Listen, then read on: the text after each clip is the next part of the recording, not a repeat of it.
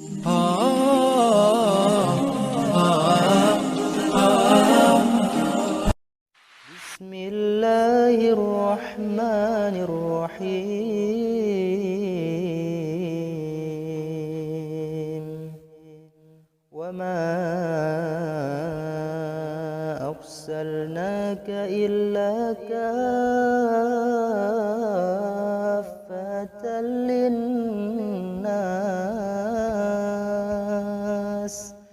basyiran wa nadhiran walakinna aktsaran nasi la ya'lamun. Bismillahirrahmanirrahim. Assalamualaikum warahmatullahi wabarakatuh. Innal hamdalillah nahmaduhu wa nasta'inuhu wa nastaghfiruhu wa na'udzu billahi min syururi anfusina wa min sayyiati a'malina. May yahdihillahu fala mudilla lahu wa may yudlil fala hadiya lahu. Asyhadu an la ilaha illallah wahdahu la syarika lahu wa asyhadu anna Muhammadan abduhu wa rasuluh la nabiyya ba'dahu. Amma ba'da. Qala Allah ta'ala wa ma arsalnaka illa kaffatan linnasi basyiran wa nadhira walakinna aktsaran nasi la ya'lamun. Shadaqallahu azim. Sahabat beriman, pada kesempatan yang baik ini marilah kita sedikit meluangkan waktu untuk mentadaburi salah satu kalam Allah, yaitu surat Saba ayat 28, yang insya Allah akan kita korelasikan dengan sejarah dakwah Rasulullah baik pada zaman kerasulan maupun zaman hijrah, yaitu salah satunya dakwah beliau kepada salah satu raja penguasa dunia, yaitu Raja Najasyi. Siapakah dia? Dia adalah seorang penguasa negeri Habasyah yang sudah dikenal tidak asing lagi di telinga Rasulullah, sehingga pada awal kerasulan beliau ketika dakwah di Mekah masih sedikitnya pengikut kaum muslimin, maka di sana terjadi banyak penindasan, penganiayaan terhadap kaum muslimin, sehingga Rasulullah menyuruh sahabat agar hijrah ke negeri Habasyah dengan dipimpin oleh sahabat Utsman bin Affan, diikuti 12 kaum laki-laki dan 4 kaum wanita, sehingga mereka pergi ke Habasyah. Dan selang beberapa bulan kemudian mereka kembali ke Mekah karena mendengar kabar bahwa kaum kafir Quraisy telah masuk Islam. Namun sesampai di perbatasan, mereka mendapati kabar tersebut adalah kabar bohong, sehingga mereka ketakutan dan memasuki dengan cara sembunyi-sembunyi dan mendapat perlindungan kaum kerabat yang ada di Mekah. Dan selang beberapa bulan kemudian kaum kafir Quraisy melakukan intimidasi, penganiayaan, penindasan secara masif kepada kaum muslimin, sehingga Rasulullah menyuruh untuk kedua kalinya para sahabat agar hijrah ke negeri Habasyah dengan dipimpin oleh Ja'far bin Abu Thalib dan diikuti oleh 83 kaum laki-laki dan 18 kaum perempuan. Sampailah para sahabat ke negeri Habasyah tersebut. Namun laki-laki kaum kafir Quraisy tinggal diam. Mereka menyuruh 2 utusan, yaitu Amr bin As dan Abdullah bin Rabi'ah, untuk melakukan negosiasi agar dapat mendeportasi kaum muslimin dari negeri Habasyah kembali ke Mekah. Sampainya mereka ke hadapan Najasyi, mereka mengatakan, "Wahai Tuan Raja, sesungguhnya ada sejumlah orang bodoh yang menyelundup ke negeri Tuan. Mereka memecah belah agama kaum kami, dan mereka juga tidak mau mengikuti agama Tuan. Mereka membawa agama mereka yang dibuat oleh mereka sendiri." Lalu seorang Najasyi yang terkenal adil dan bijaksana tidak begitu saja memberikan keputusan dan makan provokasi tersebut, melainkan memanggil utusan kaum muslimin dan dihadirkan Ja'far bin Abu Thalib. Dan Najasyi bertanya, "Seperti apakah agama kalian yang telah memecah belah kaummu dan kalian enggan masuk agama kami?" Ja'far bin Abu Thalib menjawab, "Wahai Tuan Raja, sesungguhnya kami dulu menganut agama jahiliyah, menyembah berhala, memakan bangkai, berbuat zina, memutus tali persaudaraan, menyakiti tetangga, bahkan yang kuat menjalimi yang lemah. Lalu Allah mengutus seorang Rasul dari kalangan kami sendiri yang kami ketahui nasabnya, kejujurannya, amanahnya, dan kesucian dirinya. Dan banyak lagi penjelasan-penjelasan ajaran Islam yang merubah tradisi-tradisi jahiliyah. Dan kaumnya memusuhi dan menyakiti kaum muslimin. Maka dari itu kami pergi ke negeri Tuhan dan memilih Tuhan dari yang lain. Dan kami gembira mendapat perlindungan Tuhan. Dan kami berharap tidak dizalimi di sisi Tuhan. Maka Najasyi menanyakan, ajaran seperti apakah yang dibawa Nabi kalian? Maka ketika Ja'far bin Abu Thalib membacakan awal surat Maryam, maka Najasyi pun menangis, bahkan air matanya terurai sampai ke jenggotnya. Dan dia berkata, sesungguhnya ini yang dibawa Isa, yang benar-benar yang datang dari cahaya yang sama. Melihat hal itu, maka Amr bin As tidak menyerah begitu saja. Esoknya dia datang kembali memprovokasi Najasyi dan mengatakan bahwa Muhammad mengatakan yang tidak tentang Isa. Maka kaum muslimin kembali dikonfrontasi.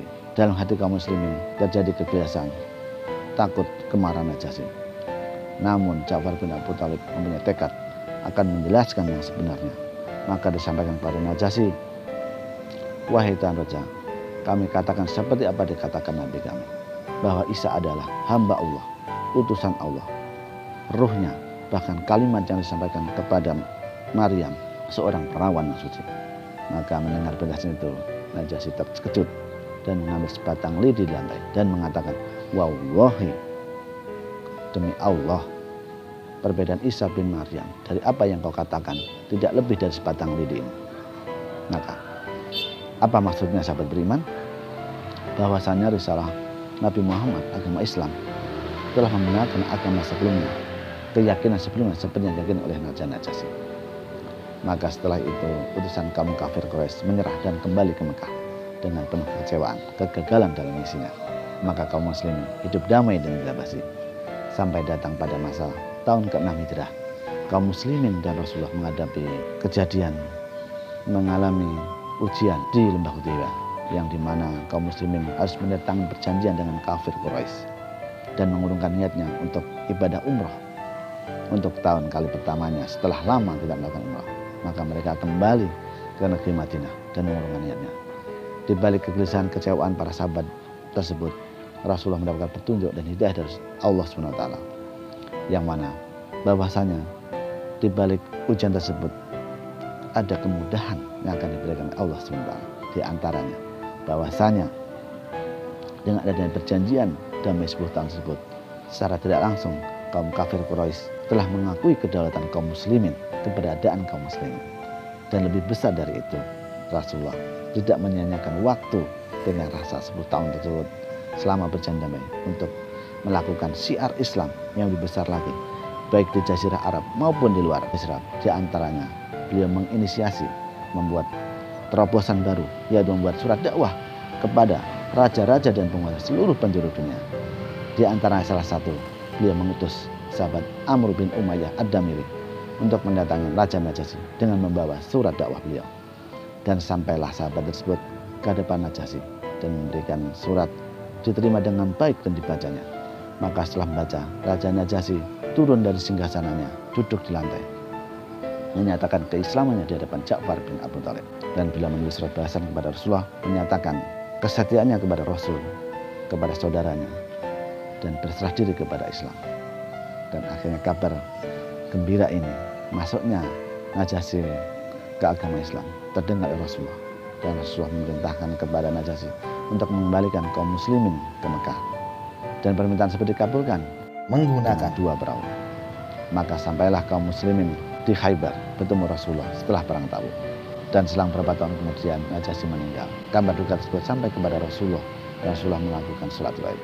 Para sahabat beriman, demikianlah kisah singkat dakwah Rasulullah kepada seorang raja yang adil, yang bijaksana, yang senantiasa diberikan hidayah oleh Allah SWT, sehingga pada akhirnya Raja Najasyi masuk Islam dan selamat dunia dan akhirat, insya Allah. Nah, di balik kisah ini, apa yang dapat kita petik pelajarannya sahabat beriman? Rasulullah tanpa pantang menyerah selalu memanfaatkan waktu yang maksimal, baik keadaan lapang maupun sempit, untuk selalu mensiarkan agama Allah, mensiarkan agama Islam, sehingga sampai ke seluruh umat manusia. Seperti firman Allah yang disampaikan surat Sabat ayat 28 tersebut, wa ma arsalnaka illa kaffatan linnasi basyira wa nadhira walakinna aktsaran nasi la ya'lamun. Dan tidaklah aku mengutusmu wahai Muhammad melainkan untuk seluruh umat manusia sebagai pemberi peringatan dan pemberi kabar gembira. akan tetapi banyak manusia yang tidak mengetahuinya. Oleh karena itu, pada saat zaman sekarang mari kita teladanin kegigihan Rasulullah dalam melakukan dakwah, dan tidak berlebihan apabila kita membuat video-video pendek, cerita-cerita pendek, dan kita upload di dunia media sosial agar bisa sampai kepada para pendengar, para pemirsa, baik dari kalangan kaum muslimin maupun kalangan non-muslim, yang menjadikan spirit inspirasi untuk saling mensiarkan agama Allah, agama Islam. Dan bagi kaum non-muslim mendapatkan hidayah, dapat mencerahan Islam, sehingga Islam sampai kepada seluruh umat manusia, seluruh penjuru dunia. Dan semoga apa yang kita lakukan menjadi amal ibadah kita di sisi Allah SWT. Kebenaran datang dari Allah SWT, jelek kekurangan dari Al-Fakir. Atas kekurangan dan kesalahan, mohon maaf yang sebesar-besarnya. Wabillahi taufiq wal hidayah. Wassalamualaikum warahmatullahi wabarakatuh.